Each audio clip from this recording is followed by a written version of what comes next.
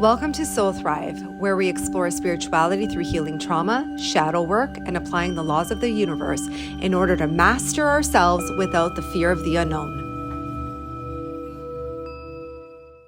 Hey guys, welcome to another episode on the Soul Thrive podcast.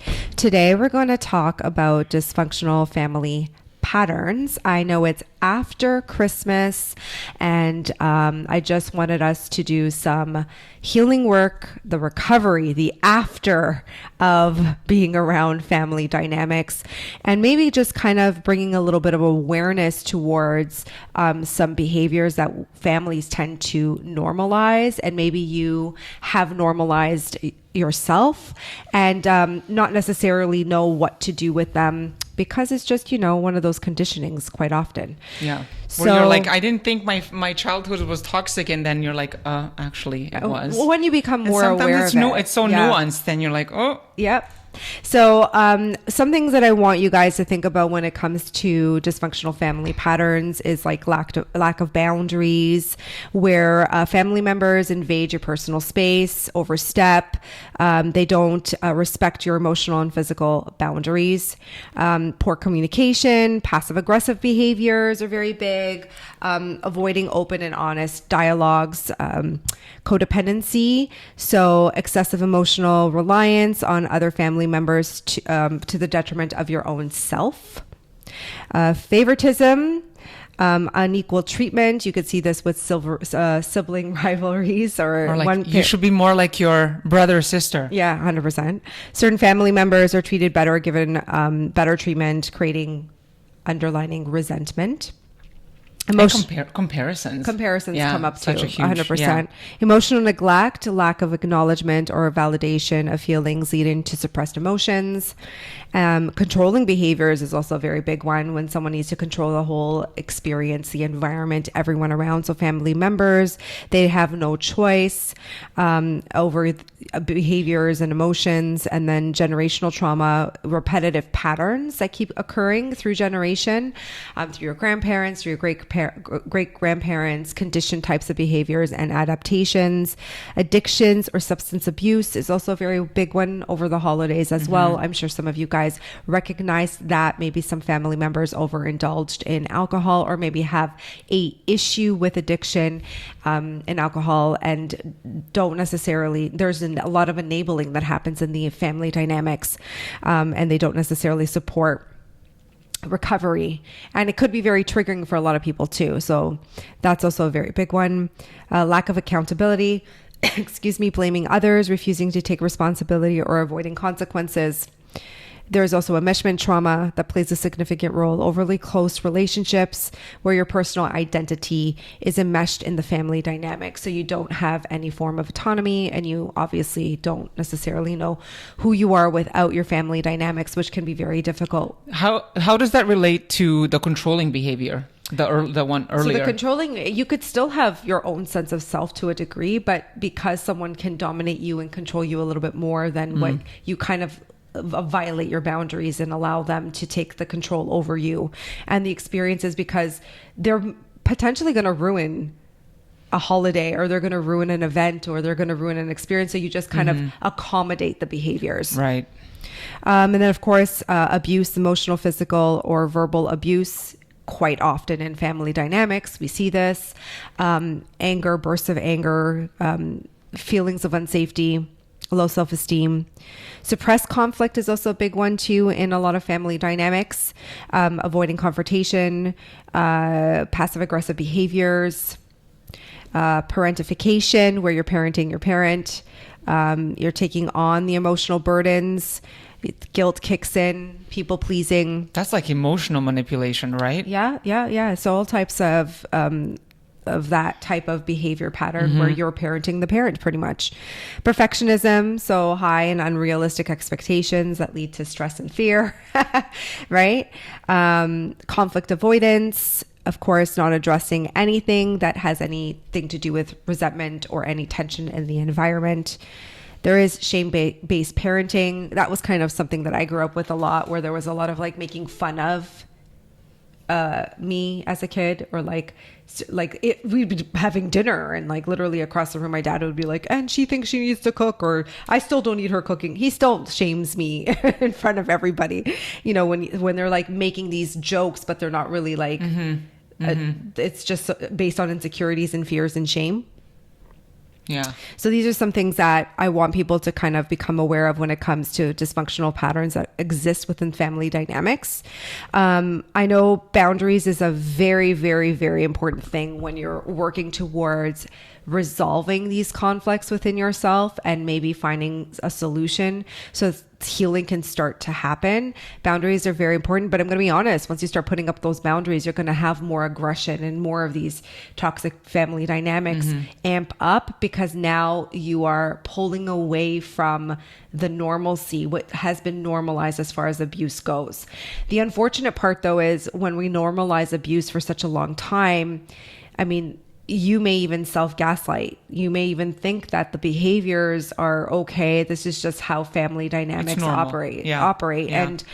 And it's not. We have to look at those experiences, or most people will just be like, well, you know, this is just how family is. We have conflicts and we let them go and we forgive them. But yet you could see and still feel the tensions in the environment. And usually when the person says that there's conflicts in the environment, there is still someone that's accommodating in that environment and is holding on to the resentment, or has felt the abuse, or has felt like the yo-yo, right? Like you're being played. And they still don't feel like they have the right to communicate their feelings of anger, or their feelings of their boundaries being violated, or that they were potentially even used as a scapegoat in the environment. Right. What do you think is the biggest, out of all of these things that we've addressed, like that you've just highlighted, boundaries feels like one of the first things that I feel like people need to start tackling, because without clear boundaries, you can't even like step away to process what's going on. Yeah, boundaries. It feels like that would like be the natural first step as you start to sort of unravel your own family dysfunction, and like you might have all 10 or 15 things, whatever you listed, or you might have like 2 or 3. But boundaries feels like the starting point. Yes. And then I do think that effective communication also plays a significant role. Like you have to learn how to be a good communicator and address your emotions. So it is important to do the inner work to figure out what your emotions are and how you're operating, so that you have the opportunity to express yourself without the need for validation.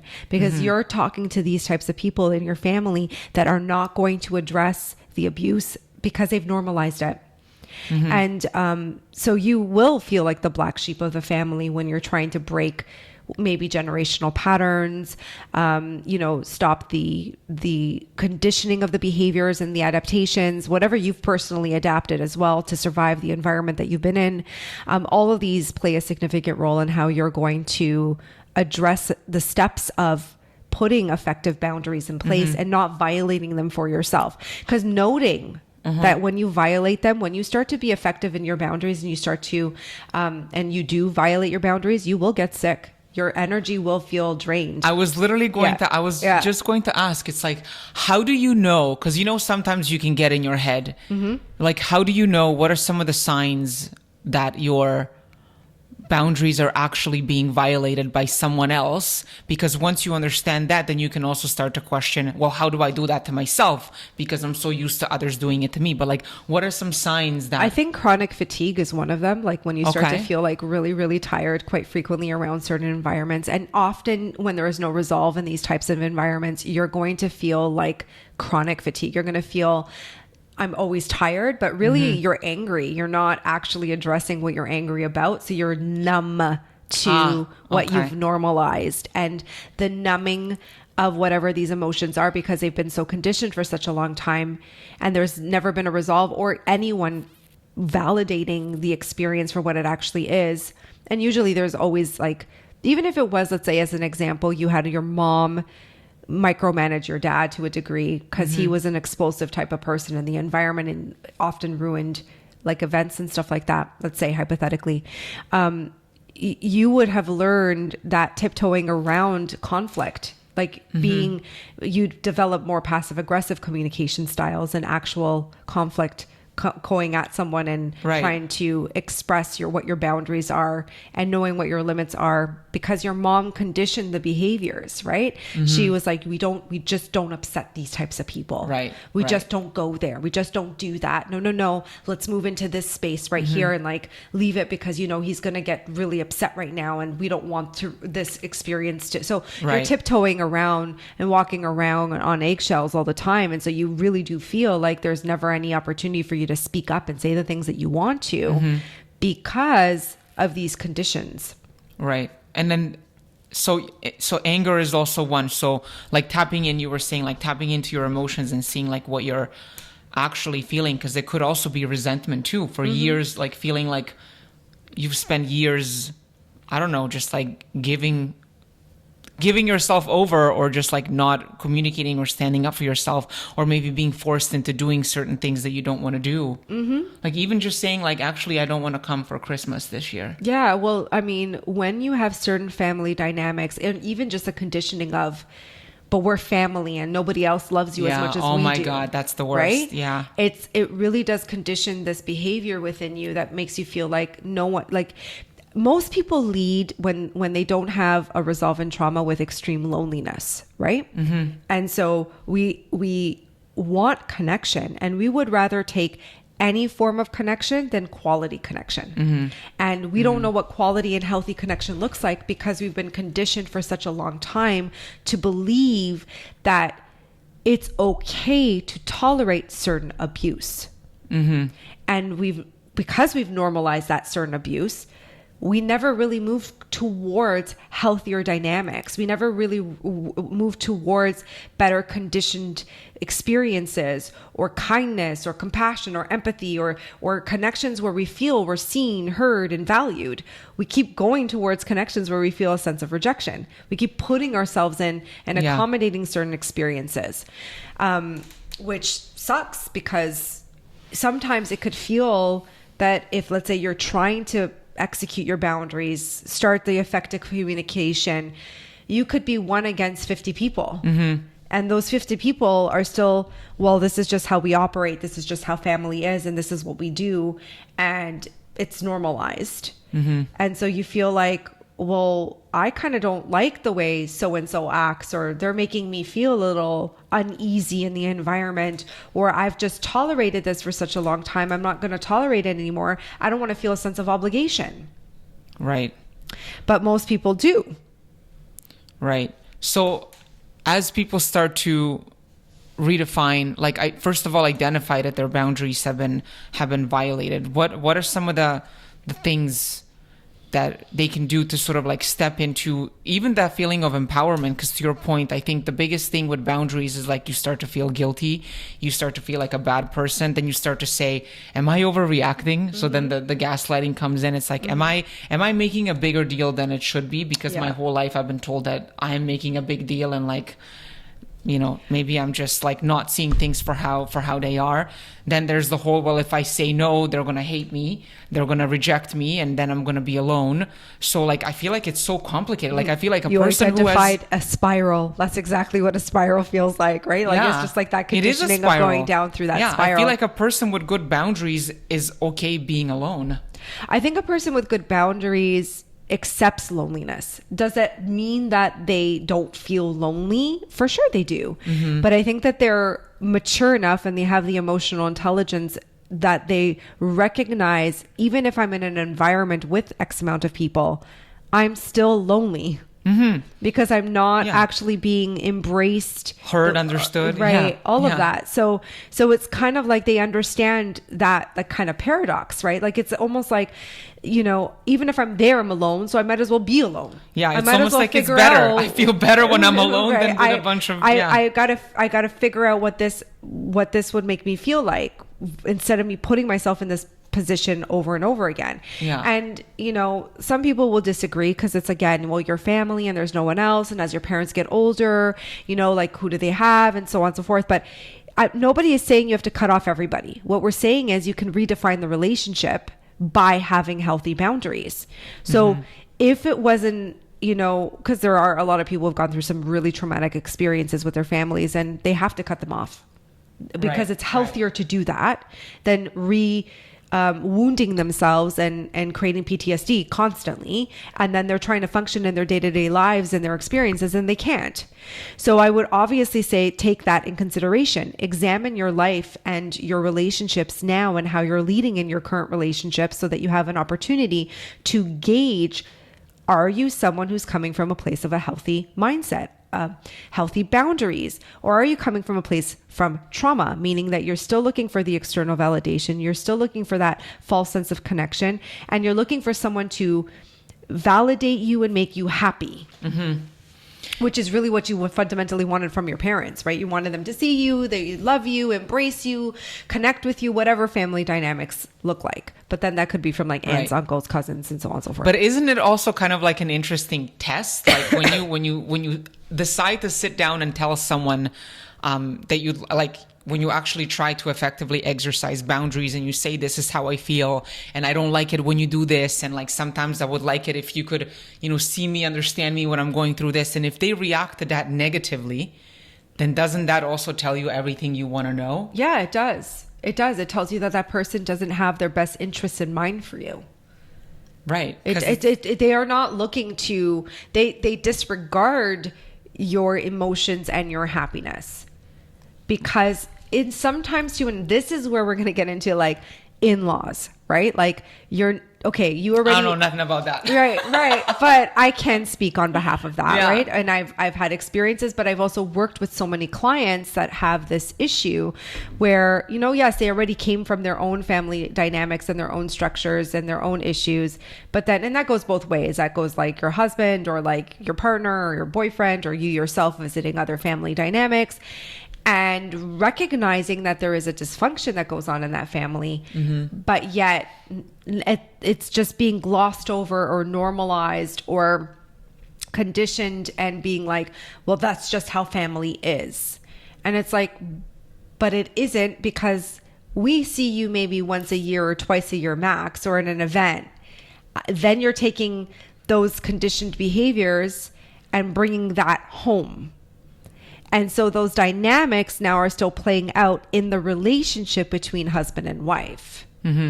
So, addressing these issues, like if your spouse isn't willing to see, let's say mom's controlling and mom's a narcissist, and mom, plays you as the favorite, or dad, is coming in is an addict and is like drinking and being like sloppy at like the dinner table, or, you have to address that those are your issues in your family. And if you don't see that, then there's a lot that's not being seen in the relationship between you and your significant other.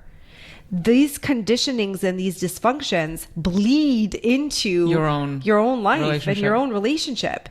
And so when someone says like, I don't enjoy going to this thing because I'm seeing all this dysfunction and I'm seeing all these issues, and you don't have healthy boundaries with them, because if you did and you recognized it and you knew what your limitations were, then maybe there's some mutability there. Maybe there's some, okay, you know what, we're going to go for X, Y, and Z hours, and we're just going to associate with certain types of people, and this is just how it's going to look, and then we're out,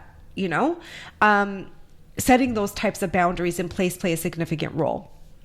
But if it's bad, and it can get bad, because I've seen it, I've had clients come to me and be like, this is a situation, it's so awful, I don't know what to do. Like, my mother-in-law blatantly hates me, and she goes out of her way to shame me at the dinner table, belittle me, make passive aggressive comments. I wouldn't show up. Well, yeah, but you're single. You have to understand that. Like, you're dating, you're doing your own thing. Until you're part of a family dynamic like that, it's not so black and white.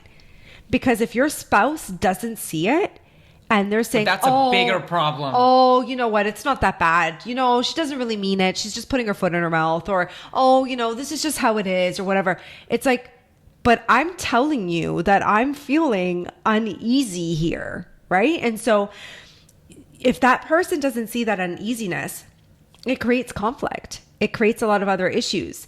And so it is the person that you're with's responsibility to ensure that there are healthy boundaries with the family when you introduce someone new into the family. You cannot expect someone who's coming into your family, who hasn't been in your family for X amount of years, who's an outsider, who's witnessing the dysfunction, to fit in.